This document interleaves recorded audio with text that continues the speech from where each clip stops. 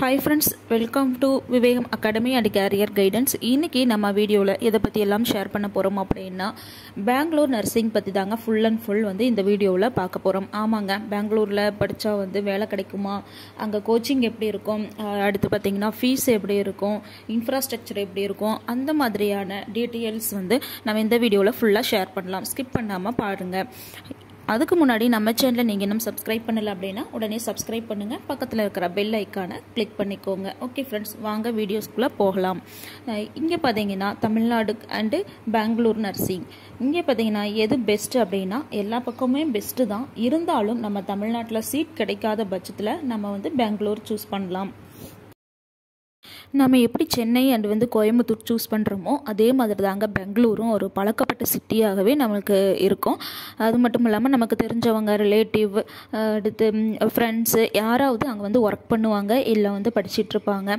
அதனால் நமக்கு அது செலக்ட் பண்ணணும் அப்படின்னா அது ஈஸியாகவே இருக்கும். அது மட்டும் இல்லாமல் ஒரு சில டிஸ்ட்ரிக்ட் இருக்கிறவங்களுக்கு அது பக்கமாக, சென்னை கோயம்புத்தூரை விட உங்களுக்கு பெங்களூர் வந்து ரொம்ப பக்கமாகவே இருக்கும். அந்த கிருஷ்ணகிரி, தருமபுரி சைடு இருக்கிறவங்களுக்குலாம் ரொம்ப பக்கமாகவே இருக்கும். அதனால் நம்ம சென்னை போயிட்டு வர மாதிரி தான் நமக்கு பெங்களூரும். அங்கே இன்ஃப்ராஸ்ட்ரக்சர்லாம் பார்த்தீங்கன்னா வெரி வெல்லாக இருக்கும், சூப்பராக இருக்கும். அங்கே வந்து நிறைய சிட்டி உள்ள ஃபுல்லாமே சிட்டியாக இருக்கும். நம்ம தமிழ்நாட்டில் கூட உங்களுக்கு அவுட்டரில் ஒரு சில காலேஜஸில் இருக்கிற மாதிரி ஃபீல் ஆகும். ஆனால் அங்கே பார்த்தீங்கன்னா ஃபுல்லாக நீங்கள் சிட்டிக்குள்ளே தான் இருக்கிற மாதிரி இருக்கும். அதனால் ஒன்றும் ப்ராப்ளம் இருக்காது. நெக்ஸ்ட்டு ஃபீஸ் பார்த்தோம் அப்படின்னா உங்களுக்கு கம்ஃபர்டபுளான ஃபீஸ் தான் இருக்கும்.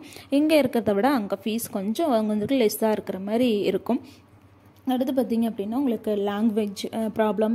லாங்குவேஜ் வந்து நீங்கள் மல்டி லாங்குவேஜ் வந்து நீங்கள் ஈஸியாக வந்து லேர்ன் பண்ணிக்கலாம். பார்த்தீங்கன்னா அங்கே தமிழ் படிக்கிறவங்களும் இருப்பாங்க. அண்டு பார்த்தீங்கன்னா ஃபுல் அண்ட் ஃபுல் வந்து உங்களுக்கு இங்கிலீஷ் கம்யூனிகேஷன் தான். லெசன் எடுக்கிறதா இருக்கட்டும், இது எல்லா பக்கமும் ஒன்று தான். ஆனால் இங்கிலீஷ் கம்யூனிகேஷன் இருக்கட்டும். அது மட்டும் இல்லாமல் அங்கே கன்னடம் பேசுகிற ஒரு சிலர் இருப்பாங்க. நீங்கள் அதனால் மல்டி லாங்குவேஜ் வந்து நீங்கள் ஈஸியாக வந்து லேர்ன் பண்ணிக்கலாம். அதுவும் வந்து உங்களுக்கு யூஸ் ஆகும். அங்கே ஹாஸ்பிட்டலில் நீங்கள் வந்து ஒர்க் ஆகும்போது அது உங்களுக்கு ஒர்க் பண்ணும்போது உங்களுக்கு அது வந்து ஈஸியாக இருக்கும், கம்ஃபர்டபுளாகவும் இருக்கிற மாதிரி இருக்கும். அதனால் லாங்குவேஜ் பொறுத்த வரைக்கும் நீங்கள் ஈஸியாக வந்து நிறையா லேர்ன் பண்ணிக்கலாம். நெக்ஸ்ட்டு பார்த்தீங்க அப்படின்னா கோச்சிங்கும் அதே மாதிரி தான். அங்கே என்ன பார்த்தீங்கன்னா உங்களுக்கு ஹாஸ்பிட்டல், அதாவது டையப் இருக்கட்டும் இல்லை ஓன் ஹாஸ்பிட்டல் நிறையா வந்து சிட்டிக்குள்ளே இருக்கிறனால உங்களுக்கு ஈஸியாக வந்து ட்ரைனிங் ஆகட்டும், ப்ராக்டிக்கல் இருக்கட்டும், ஈஸியாக நீங்கள் வந்து அதையும் லேர்ன் பண்ணிக்கலாம். டீச்சிங் எல்லா பக்கமுமே ஒன்று தான். இருந்தாலும் வந்து உங்களுக்கு அங்கே ஹாஸ்பிட்டல்ஸ் நிறையா இருக்கறனால ட்ரைனிங் ஈஸியாக வந்து நீங்கள் போகிற மாதிரி இருக்கும். கேம்பஸ் பார்த்தீங்க அப்படின்னா மேக்ஸிமம் அவங்க 100% வந்து பிளேஸ்மெண்ட் பண்ணி கொடுத்துருவாங்க. நீங்கள் படிக்கிற ஹாஸ்பிட்டல், நீங்கள் படிக்கிற வந்து காலேஜ்லேயே ஹாஸ்பிட்டல் இருந்தது, ஓன் ஹாஸ்பிட்டல் இருந்தது அப்படின்னா நீங்கள் வந்து அங்கேயே நீங்கள் வந்து செலக்ட் ஆகலாம். உங்களோட பர்ஃபார்மன்ஸ்லாம் வந்து குட்டாக இருந்தது அப்படின்னா நீங்கள் அங்கேயே செலக்ட் பண்ணி நீங்கள் அங்கேயே ஒர்க் பண்ணலாம். இல்லை அப்படின்னாலும் உங்களுக்கு மல்டி ஸ்பெஷல் வந்து ஹாஸ்பிட்டல்ஸ் வந்து விசிட் வருவாங்க. அது மாதிரி கூட நீங்கள் ஜாப் அரேஞ்ச் பண்ணிக்கலாம்.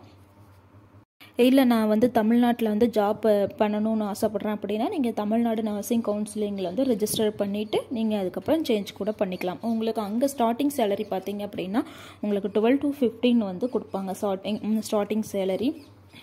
ஜாப் பார்த்தீங்க அப்படின்னா நீங்கள் படிக்கிற காலேஜ்லேயே வந்து மேக்ஸிமம் அரேஞ்ச் பண்ணி கொடுத்துருவாங்க. 100% வந்து பிளேஸ்மெண்ட்டும் கொடுத்துருவாங்க.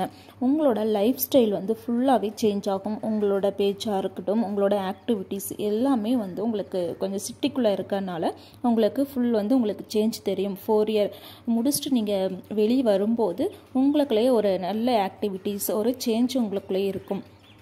அதனால் நீங்கள் தாராளமாக பெங்களூரில் வந்து நர்சிங்காக இருக்கட்டும் இல்லை ஃபார்மசியாக இருக்கட்டும் சூஸ் பண்ணி நீங்கள் படிக்கலாம். ஓகே ஃப்ரெண்ட்ஸ், உங்களுக்கு இந்த வீடியோ பிடிச்சிருக்குன்னு நினைக்கிறேன். பிடிச்சிருந்தது அப்படின்னா லைக் பண்ணுங்கள், ஷேர் பண்ணுங்கள், கமெண்ட் பண்ணுங்கள், மறக்காமல் சப்ஸ்கிரைப் பண்ணுங்கள்.